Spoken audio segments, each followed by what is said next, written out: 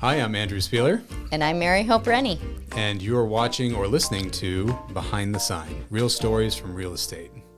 Welcome to another episode of Behind the Sign. We have a special guest today, as always. Mary Hope, would you like to introduce our special guest? Absolutely. Thank you so much for joining us. This is Cinthia Ulloa. She is one of our top agents in the Keller Williams Metropolitan Brokerage, and we would love to just learn from you today. So welcome. I'm happy to be here. Thank you for inviting me. Yeah. Thanks for coming. So we would love to, first of all, have you introduce yourself, kind of give us a little backstory, but mostly what got you into real estate and why did you stay in real estate? Sure. So I actually got into real estate in 2019 after having bought my first house in 2018. So at that point, I'd been working in my insurance job for about 5 years. And it kind of just felt like I was going, in circles, but not really going anywhere. I was putting in a lot of work and I was kind of done with that job. And once I bought my house, I was like, oh, I can do that. You're not the first to say this, too, right? There's somebody else. Love the laugh after it. It's so easy. Literally, yeah. And I remember just like on my lunch breaks, I would go, Google, oh, how much does a real estate agent how much was the average salary for a real estate agent? And I was like, oh, wow. So I noticed that it was like really low or like really high. And I was, motivated by the fact that I could make a lot of money and decided to jump all in.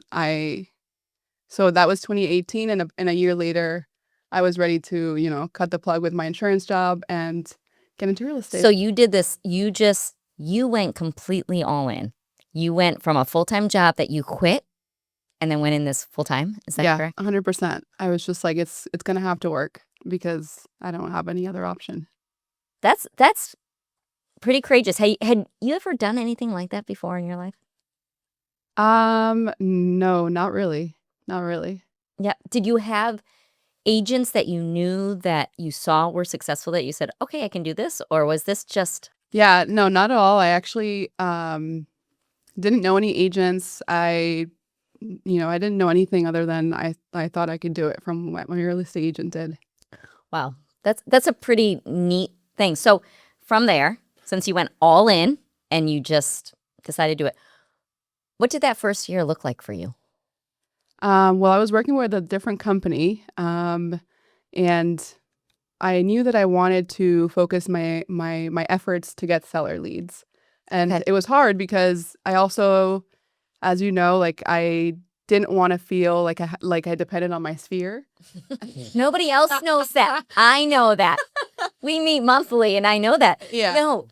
Say more about that. Yeah, so I just wanted to be able to have a little bit more control over my business, and I came across a YouTube video of this guy, Ricky Caruth. Okay. And he does a lot of cold calling, and his whole thing is he's low pressure. And basically that's how I got started. I already had a lot of phone experience from my prior job. Got it. So I worked as an insurance adjuster, and I was on the phone with claimants, people that got into accidents or just investigating the accident. So I was on the phone a lot. And so I figured I could put my phone skills from that and then do the real estate side of it. Okay, so you decided I don't want to talk to the people I know. Yeah. Not the only one, right? We've interviewed several agents that would rather talk to people they don't know rather than the people that they know. Yeah. Right? Yeah, they didn't want to spoil the relationships with the people that they knew or have people they knew make judgments on them based on knowing them outside of the new career. So makes sense, right? Yeah, and then I also felt like a lot of my sphere was going to be buyer based just because a lot of people that I personally knew didn't have homes that they wanted to sell. Yeah. And I always knew that like from just training that I took, at the old company that I was or whatever trainings, seminars, conventions and stuff that, the seller's where it's at, right? Yeah. And so I knew that my sphere wasn't going to give me that. And that was the way that I was able to like get my seller business, which right now I think 70% of my business is from sellers. So what you focus on actually really does expand and it really, and that's the beauty of this business. And we've seen that so many agents have different avenues of how their business, and they're all very successful agents, but doing it in completely different ways. Some have the social media, some are only sphere relationships, some are events, some are, all of that. So what would you say your first big hurdle in your career was, or a big hurdle that kind of stopped you or could have stopped you, and how did you overcome it? Oh, that's a great question. A big hurdle. Well, that was like the biggest thing I think at the beginning was figuring out how I was going to get business, knowing that didn't want to go with the sphere route. That was, I guess, that was the first big hurdle. But once I got through that, I think I basically pretty much had like a breakthrough once I started to call expireds. And I think that surrounding myself with like people that wanted as much as I did helped with that, because what I did was I connected with people over Zoom to make my cold calls, my expired calls. We all learned from each other, and essentially a lot of the business that I had or got at that point was from expireds. That's really neat. So that's where you found your success with it, but finding out. And you said you got together with other agents. Yeah, they were all agents from like all different markets. So there wasn't actually, it was just like a Zoom group that we created, or it was through like Facebook groups. So I recommend anyone who's looking to do this to just find Facebook groups and just try to find like people that are just as hungry as you are. I think that's really important. Yeah. Like surrounding yourself with like the right people, because in this business, there's a lot of complainers. There's a lot of people that just, talk about what they could do, but they don't do anything. So I think that's really key. Yes. Yep. Is finding your people and finding those who can encourage you in the way you want your business. What shifted you into the idea of calling expireds? Was it that group, or was it something else that you had sort of been exposed to? Yeah, I think definitely it was the group, because they were doing it, and that was like more now business, right. Because I was starting to do like a lot of circle prospecting, and that takes a couple of years to start turning over. Versus the expireds was more right away. Yeah. And for those listening, circle prospects, what does that mean for anybody who doesn't understand? Just calling around a neighborhood where there's been a recent sale.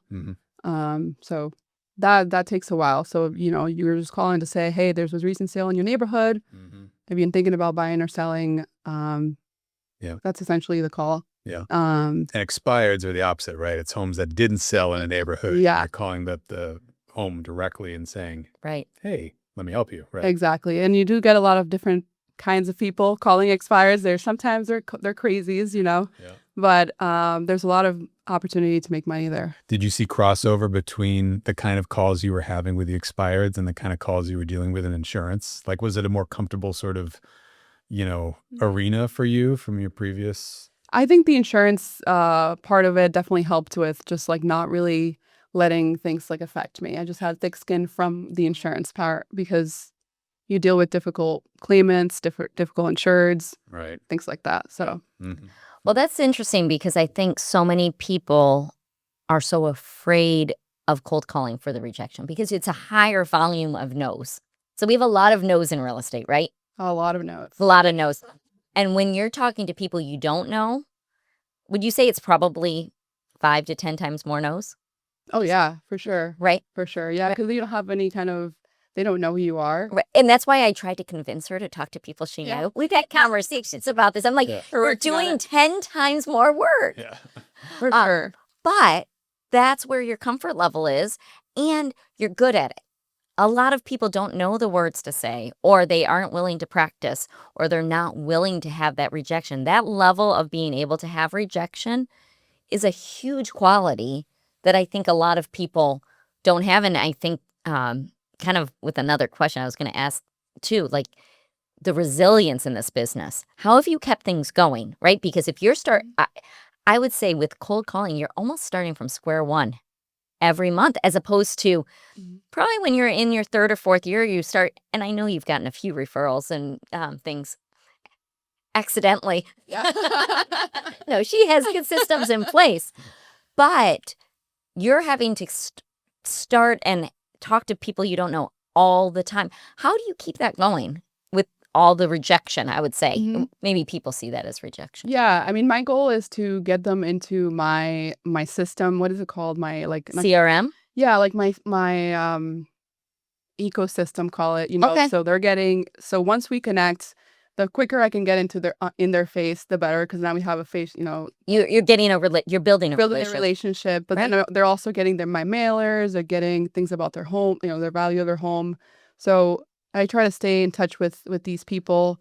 And then also, obviously, once we close a deal, then that's the important part. Then we can get like the referral. I have had so many clients that come back, after they've worked with me because they're happy with the services that I provided. So I just try to keep in mind, like, it's not really about the transaction. It's about building the relationship with that person. Yeah. And then everything else will come. Yep. But you have so many good systems in place. So you have that initial. What are some of the systems you have in place to touch base with these people without you necessarily calling them? So I have the biweekly newsletter that I send out. That came from the YouTube guy Ricky Carruth. So I just followed what he said to do, and I've been doing that. And a lot of people like say they love receiving it, and it allows me to stay in touch with them. It's not one of those, canned emails from like I create that myself every 2 weeks. Biweekly. That's a very consistent communication with people. Yeah. And then I have like automated things that send out from my like follow-up boss that like, if you're a buyer or seller, that goes out to. I use HomeBot too to like have their home value updated.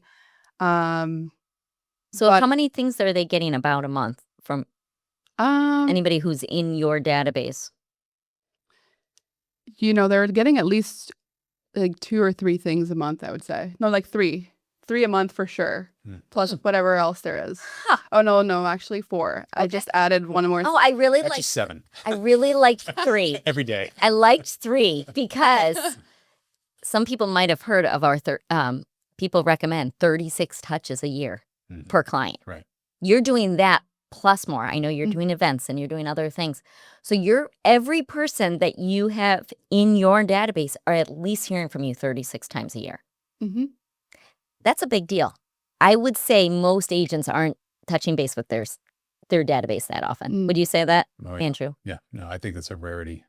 But it shows. I mean, the proof is in the pudding, right? Like absolutely. In what you were speaking to, I think is sort of the key to it is like you may be sending out mailers, you may be sending out these touches, but you said meeting them in person, right? To actually start building the relationship is really key. And I think it's 100% that's it. You need the shot of getting to see somebody face to face, that belly to belly side of the business, to actually have them, get a sense of who you are and your authenticity. And if you're somebody that seems trustworthy, right? Like these are all these things that can't be conveyed through email, phone, text, video is the closest you can get. But even then it's still lacking, in sort of this. So it's an important part of it, Now that I remember, when I started doing like building like a database from the circle prospecting calls, I used to do handwritten notes every time somebody like, because the whole goal, Ricky Carruth says, hey, get their email so you can get them into the ecosystem, getting into that. So the goal was always to get the email with the circle prospecting calls. And then I would send them a handwritten note, like with my business card. And actually it was magnetic business card. And when I went back to a lot of these houses, I see my face on the fridge. Yeah. Isn't that the craziest? I've had that happen. Yeah. So I think, So you use systems, and I love that you just saw someone who was doing it at a high level and just did it. I think so many agents or new agents or even experienced agents try to be creative and make it their own, which of course you make it your own. But I feel like you have decided this is what I want and this is what I'm observing, right? I want success. I know I can do it. Let's follow a system and bam. What keeps you going doing that? I think just knowing that like the more work I put in, the luckier I get type thing. And that's the benefit of being your own business, business owner. I think, that's just, it's all, you're in control of how your business, how it all plays out at the end of the day. Yep. So I think that keeps me going. So what has it done for your life? I didn't put that question on the thing, but I'm guessing you're making a little more money than you did in the insurance industry. Yeah, for sure. Okay, so what has that done for your life? I mean, I think I have like the freedom to, live my life the way that I want to. I don't know if that makes any sense. Yeah. I do a lot of traveling Yeah. with, different parts of the country. And, travel is a big part of my life. So I've been able to do that. And yeah. Yeah. I mean, I think so many times we start out in one thing like, okay, I don't want to be doing this job. I want to start a new career, and you see possibilities. But now when you're looking back and saying, look at what has changed in my life because of having that freedom. And I think money, it's not for money that we do this. It's for what money can do for us to give us the freedom to do what we want to do. Right. Right? 1,000%. Yeah. Right. It's not money for the sake of money. Right. Because Yeah. it's only for what money can do for us. Yeah, So absolutely. Absolutely. So do you have any questions from hearing her story? Because I know Cinthia much better than you do. Yes. Well, so I guess when you've been kind of going through and you knew you wanted to focus on listings, what made you want to focus on the listings? Anything outside of knowing that like your sphere was more buyer based? So was it that's just sort of like a natural migration for you to kind of just stay in the listing zone? And has it changed since then? Like, do you do a healthy mix, or is it really just you're focused on listings and now you're trying to get teammates or somebody to do the buy side? What's that like? Yeah. I'm still focusing heavily on listings because of the travel that I do. It just makes it a lot easier for me to manage it from other places in the country or even the world. Yeah. What was the other question? On the buy side, do you have anybody that you've been trying to sort of work with who can help you on the buy side of things? Because actually, like when you do a sale, right? They're like, oh, well, now we're going to go buy. So, if you're busy traveling, who's kind of supporting you on that side of things? Yeah, that's a great question. Luckily, at Keller Williams, I've been able to leverage, all of the agents that we have here. Everyone's willing to help. So, if I'm not available, then I have people in the office help me out with that. Yeah. I have currently a team, but it's still kind of in the works in terms of having someone that's 100% dedicated to the buyers. Yeah. I think that's the goal eventually. Right. But right now I'm still handling buyers, just, leveraging the agents in the office that are willing to help with like showings and inspections and things like that. But I am working with them myself too. Well, so here's another big picture question.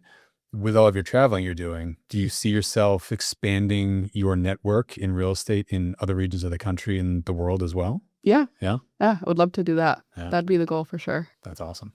And that's what's the beauty of this business, that it can start out with one thing, right? Buying or selling homes. And then you see all these other options of what you can do with it. I know you're working on hiring an admin, expanding possibly your team or other items. And I think we keep on in this podcast seeing all these options in real estate. And I think so many times we get into real estate for one thing, and then we see what it can do for us in so many other ways. So yeah, I have another question because you focus so much on cold calling and circle prospecting and all of that.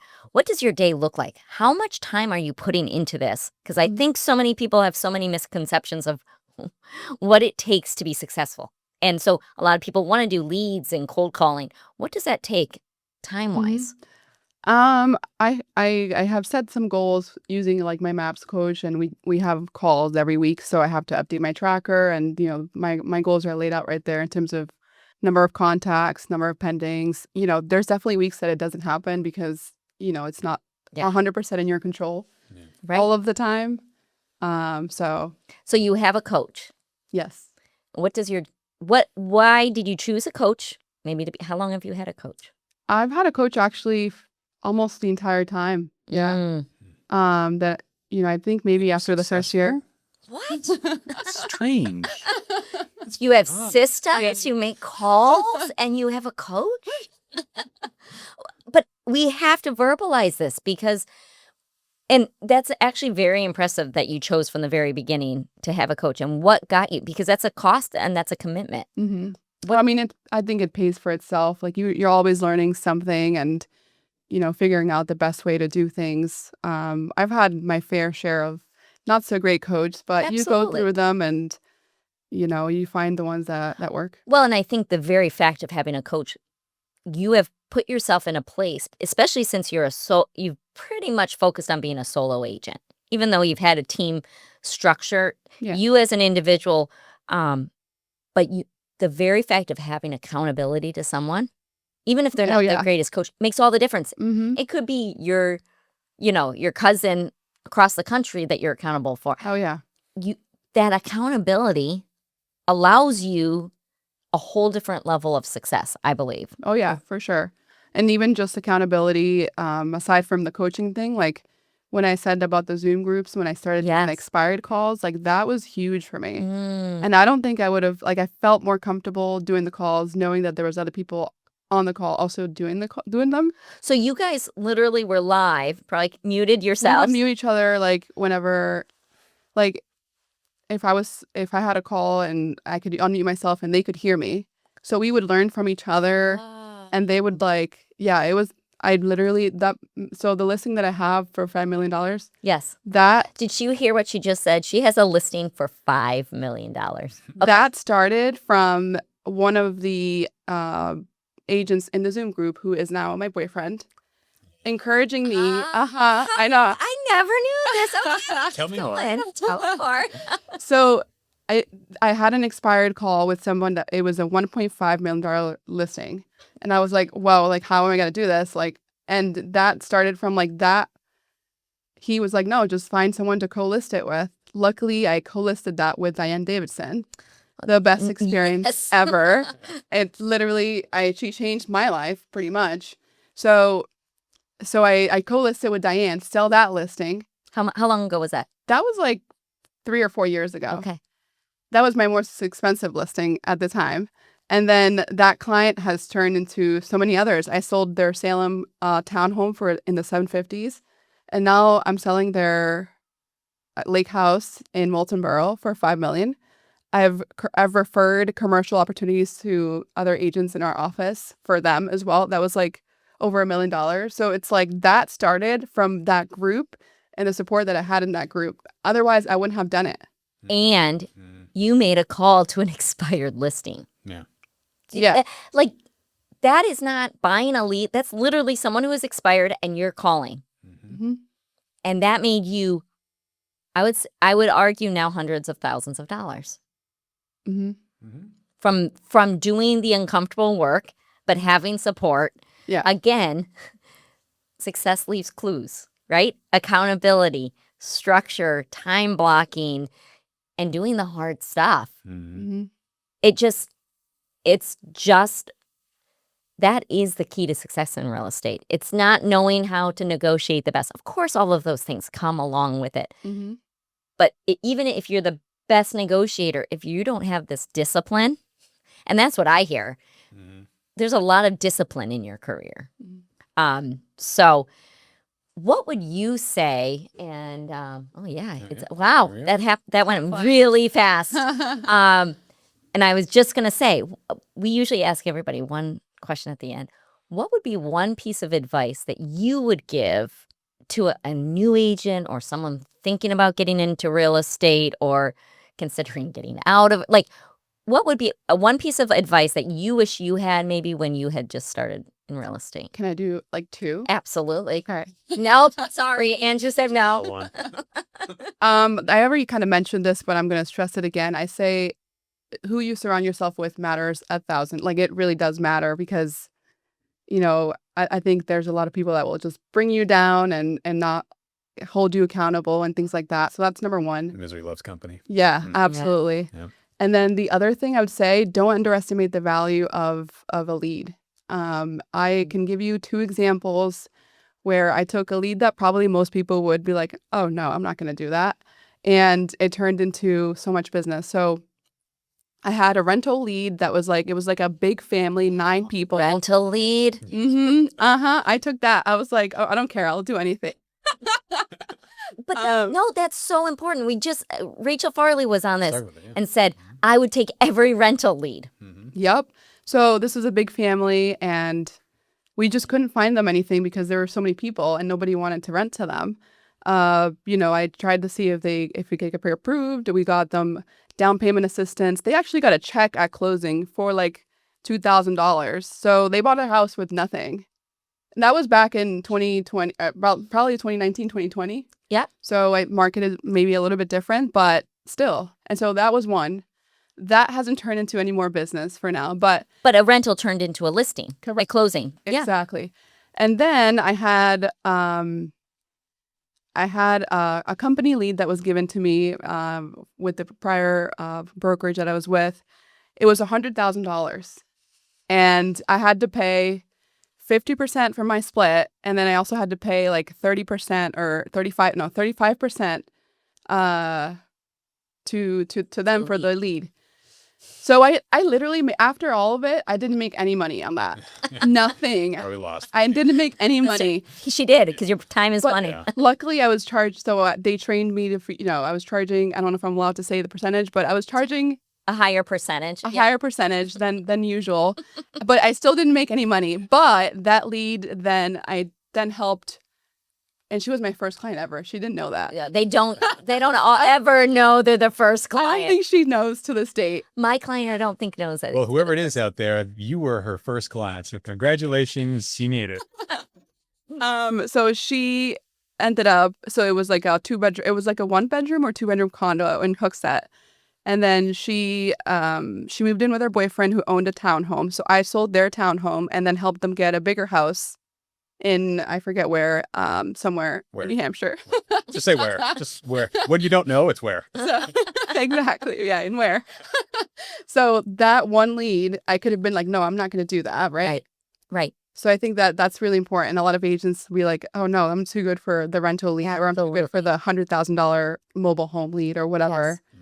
I think take it, and that the lifetime value of a client is more important. Absolutely. And I think if you treat every client with the same respect and you're pouring into, I think those first clients usually get the best service, right? Yeah. Because everything is dependent on them. Yep. And if you can pour into those first clients of yours, they're going to refer. But if they see dollar signs, or if they know you're seeing dollar signs, that's a whole different conversation. Well, right? Yeah, that's the whole thing is like, I think one of your questions for prepping for this was like, what is it? Let me see. Oh, yeah, there we go. How do you keep things moving when deals take Oh, yeah, I didn't ask you that. Yeah. Like, I think you always keep the customer's best interest at heart, because, and I think that, like, sometimes when I think about it, some agents, if they, I don't know, if that's the only deal that they're working on, they might be more likely to be pushy with the client and make them do things that they don't want to do.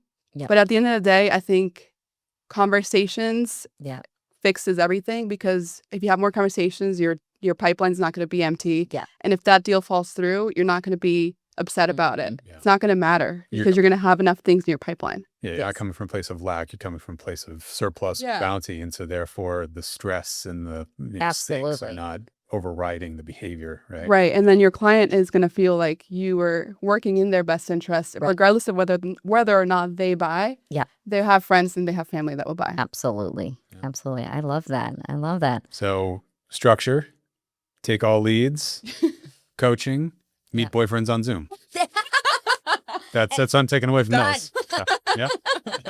And this is still our boyfriend. We're just saying that. Yeah. Well, I met my wife through MySpace, so I mean, it's happened generationally. I think I didn't know that. MySpace. You were cool. No, it's not. Definitely not. Was it MySpace after it was cool? No, this was back in like the When 80s. it was cool. Well, this is pre-Facebook.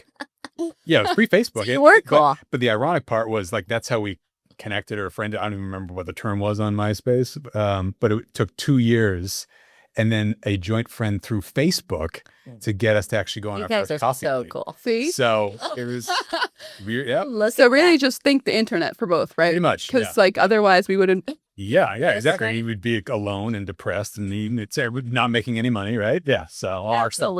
Absolutely. Yeah. Great. Yeah. Well, thank you for coming on. This was awesome. It was a pleasure. Yeah. It was great. Would you like to come on some other time? We'd love to have you. Sure. It wasn't too scary, was it? Yeah. No.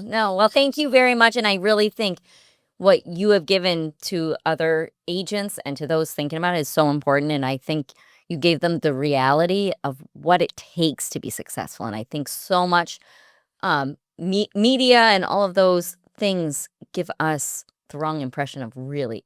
And at the same time, you still have this flexibility and the ability to travel and all of that while having a lot of structure and a very, very big business. So thanks so much for sharing. And Thank you all. Yes. Thank you, everybody. We'll see you next week. Bye. Thanks for joining us for another episode of Behind the Sign, Real Stories from Real Estate. We hope you enjoyed today's conversation and gained a little insight into the world behind those for sale signs. Today's episode was brought to you by Keller Williams Realty Metropolitan, proudly serving New Hampshire, Vermont, Maine, and Massachusetts. A special thank you to our agents, leadership, and partners at KW Metro for their continued support. And thanks to you, our amazing listeners and viewers. Be sure to like, share, and subscribe so you never miss an episode. Leave us a review or comment. We love hearing your feedback, and it helps more people discover the show. And if you have a real estate story you'd like to share or a question you want answered on a future episode, reach out to us at metro.kw.com or find us on Instagram, handle @KWMetroNH. Until next time, we'll see you behind the sign.